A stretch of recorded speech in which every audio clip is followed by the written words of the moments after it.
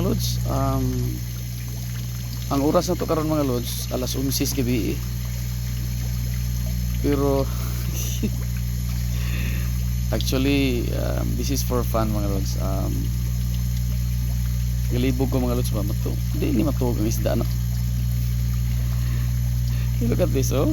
Grabe rin lang ka energetic, no? Alas 11 ni sa gabi. Pero honestly mga lods, ang isda matug, ang koy matug.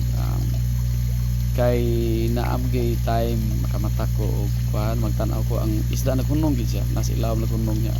The way I look at it, natugi na sila kay hunong wala man gid sa galihok. Nya magpailawom sila. Kunya wala gi movement, no? So meaning to say matugi ni sila. But then if we tend to look at their eyes, mura ra silang mata kaya ang ilahang murag tabon-tabon sa ilang mata, kristal man sad, no? Ilang murag pilok ba, kristal ba. So makita ra gyud ilang mata sila pero matugi ni sila. Only lang karon mga lods alas 11 gabi nakita na sa glawg. By the way mga lods, sa mga newbie sa kuan sa koy, sa mga bago, ang koy mga lods mukaon gini sila basta na pagkaon. Murang importante kayo nga dili nimo i-overfeed.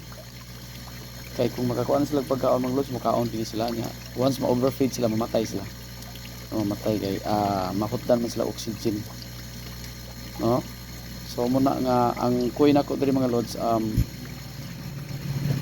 ang paglawog na kuan ni buntag o gabi gid. Nya limited no dili kay nimo daghanon.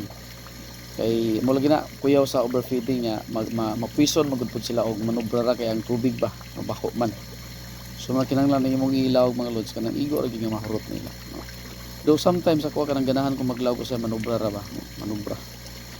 Pero karon mga lods, the way I look at them, super ka chubby na gid nila. So meaning nakauyon gid sila sa filter system sa tubig. Unya nakauyon sa sila sa lawog nga Aqua Master. Nga ganiha sa vlog nako mga lods, nagbutang kog asin no sa kilo. So one way of maintaining no murag antibacterial approach nako mga lods. Alright? So diri lang ko kuto mga lods kay aron mga tuog na ni sila. God bless you. God bless us. Goodbye for now mga lods. Thank you so much for watching.